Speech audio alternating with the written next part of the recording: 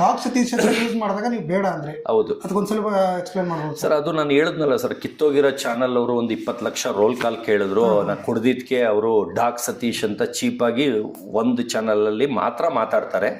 ಅದೇನಾಗೋಯ್ತು, ಅದು ಬೈಯಕ್ಕೆ ಯೂಸ್ ಮಾಡ್ತಾರೆ, ಅವರು ಬೈಯಕ್ಕೆ ಯೂಸ್ ಮಾಡ್ತಾರೆ.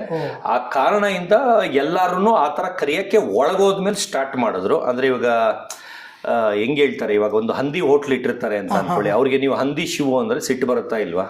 ಆದ್ರೆ ಅವ್ರು ಹೋಟ್ಲ್ ಇಟ್ಟಿರೋರ್ಗೆ ಗೊತ್ತಾಗುತ್ತೆ ಹಂದಿ ಹೋಟ್ಲ್ ಇಟ್ಟಿರೋದಕ್ಕೆ ಹಂದಿ ಶಿವು ಅಂತಾರೆ ಅಂತ. ಈಗ ನೀವೆಲ್ಲ ಹೊಸಬ್ರು ಇರ್ತೀರ, ನಿಮ್ಮ ಮುಂದೆ ಹಂದಿ ಶಿವು ಬಾರೋ ಅಂದ್ರೆ ಅವಾಗ ಏನಾಗುತ್ತೆ, ಇನ್ನೇನು ಅವನು ಹಂದಿ ಶಿವು ಅಂತ ಬೈತಾವ್ರೆ ಅಂತ ಆಗುತ್ತೆ. ಆದ್ರೆ ನಾಯಿ ನನಗೆ ದೇವರು, ಅದೇ ನನಗೆ ಅನ್ನ ಋಣ ಕೊಟ್ಟಿರೋದು. ಆದ್ರೆ ಹೇಳೋ ರೀತಿ ಇರುತ್ತಲ್ಲ, ಅದು ಬೈದಂಗೆ ಇರಬಾರ್ದು. ಡಾಗ್ ಬ್ರೀಡರ್ ಸತೀಶ್, ನಾಯಿ ಬ್ರೀಡರ್ ಸತೀಶ್ ಅನ್ನೋದಕ್ಕೂ ಅರ್ಥ ಇದೆ, ನಾಯಿ ಸತೀಶ ಅನ್ನೋದಕ್ಕೂ ಅರ್ಥ ಇದೆ.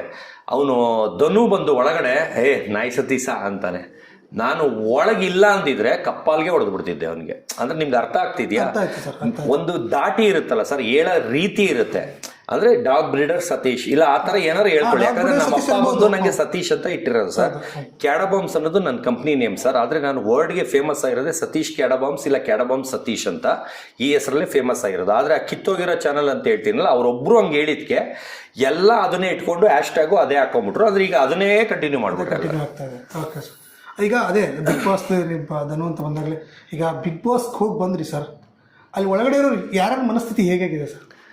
ಸರ್ ಅಲ್ಲಿ ಏನಂದ್ರೆ ಡ್ರಾಮಾ ಆಡಿ ಓವರ್ ಆಗಾಡಿ ಆಮೇಲೆ ಕೆಟ್ಟವ್ರಿಗೆ ಕಾಲ. ಅಲ್ಲಿ ಅಫಿಷಿಯಲ್ ಆಗಿ ಈಗ ನೀವಾಗಿರ್ರಿ ಅಂತಾರೆ. ನಾನಾಗಿದ್ದಕ್ಕೆ ಆಚೆ ಬಂದೆ. ನಾನು ಅವ್ರ ಥರ ಕಿಚ್ಚಾಡ್ಕೊಂಡು ಸುಮ್ಮನೆ ವಿನಾಕಾರಣ ನಾನು ಕಾರಣಕ್ಕೆ ಜಗಳ ಆಡಿದ್ದು. ಆಮೇಲೆ ಅವ್ರಾಗವ್ರೆ ಕೆತ್ಕೊ ಬಂದಿದ್ದಕ್ಕೆ ನಾನು ಜಗಳ ಆಡಿರೋದು. ನಾನೇ ಒಂದು ಪಾಯಿಂಟ್ ಕೆತ್ಕೊಂಡು ಟಾಪಿಕ್ ಹೈಲೈಟ್ ಆಗಲಿ ಅಂತ ಯಾವತ್ತೂ ಆಡಿಲ್ಲ. ಆ ಥರ ಇದ್ರೆ ಕಾಲ ಇಲ್ಲ ಸರ್. ಅಲ್ಲಿ ಡ್ರಾಮಾ ಆಡ್ಕೊಂಡು ಸುಮ್ಮನೆ ಕಿರಿಕಿ ಮಾಡ್ಕೊಂಡು ಸುಮ್ಮನೆ ಇಶ್ಯೂ ಮಾಡ್ಕೊಂಡು ದಿನ ಏನೋ ಒಂದು ಇದು ಮಾಡ್ಕೊಂಡಿದ್ರೇ ಅಲ್ಲಿ ಕಾಲ. ಆದರೆ ಈಗ ಗೊತ್ತಾಗ್ಬಿಟ್ಟಿದೆ. ಈಗ ತಿರ್ಗಾ 3 ದಿವಸಕ್ಕೆ ಏನಾರು ಕಳಿಸಿದ್ರೆ ನಾನು ಹಂಗೆ ಇರ್ತೀನಿ. ಚೆನ್ನಾಗಿದೆ ಅಂದರೆ ಬೇಕಾದ್ರೆ ಹಂಗೆ ಕಂಟಿನ್ಯೂ ಮಾಡೋಕ್ಕೂ ರೆಡಿ ಇದ್ದೀನಿ. ಆದರೆ ಈಗ ಗೊತ್ತಾಗೋಯ್ತು ವೀಕ್ನೆಸ್, ಇಲ್ಲಿ ಒಳ್ಳೆಯವ್ರಿಗೆ ಕಾಲ ಇಲ್ಲ ಅಂತ. ಈಗ ಒಂದೆಲ್ಲ ಹೇಳಿದೆ ಸರ್, ಈಗ ನೀವು ಗಿಲ್ಲಿಯಿಂದನೇ ಹೊರಗೆ ಬಂದ್ರ ಸರ್? ಅಂದರೆ ಎಲ್ಲರೂ ಕಾರಣ ಸರ್, ಫುಲ್ ಟೀಮು. ಹೆಂಗಂದ್ರೆ ಸರ್, ಈಗ